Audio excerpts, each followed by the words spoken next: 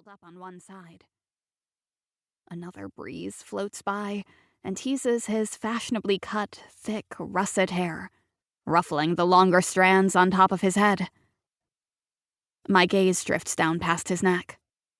Side note, how can a neck be hot? Jesus, did this guy step out of a wet dream? To see the tiniest bit of a black tattoo creeping across the top of his right collarbone.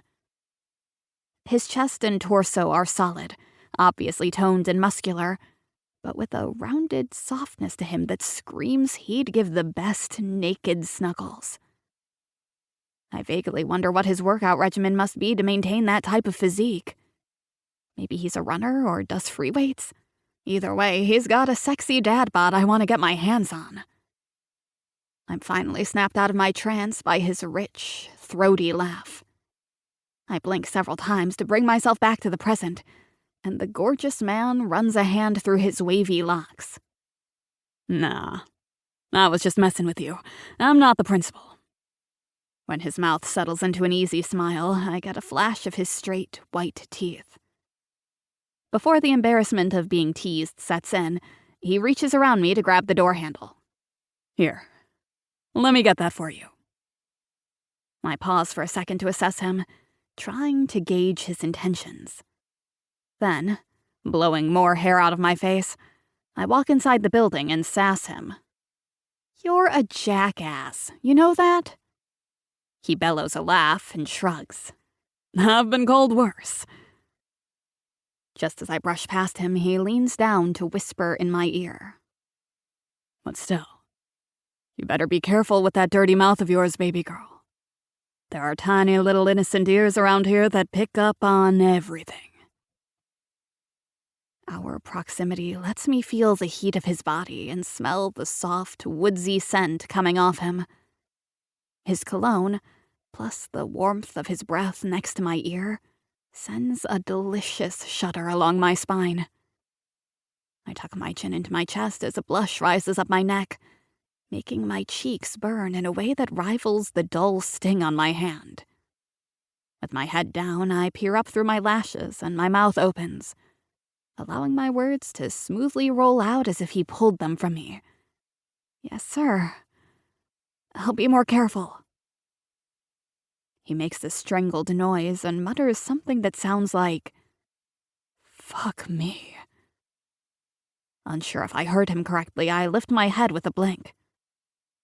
I'm sorry. I didn't hear you. What did you say? He has a slightly bewildered look on his handsome face, but he quickly shakes his head and schools his expression. Clearing his throat, he answers, It was nothing. Never mind. Let's just get inside. I step farther into the building and grimace under the harsh fluorescent lights. My eyes have always had a difficult time adjusting from dark to light. I think our conversation has ended, so I'm a little surprised when the man asks, What classroom are you headed to? My daughter, Katie, is in Ms. Knight's class. I finally slip my keys inside my purse and adjust the strap to sit properly on my shoulder.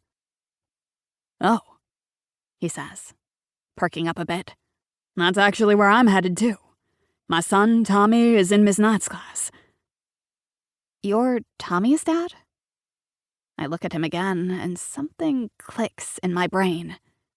If I picture him in a baseball cap, I definitely remember the man. I remember you now, I say aloud. Didn't our kids play t-ball together last spring? Yeah, that seems about right. He agrees with a thoughtful nod. I do remember seeing you and your husband at the ball field a few times.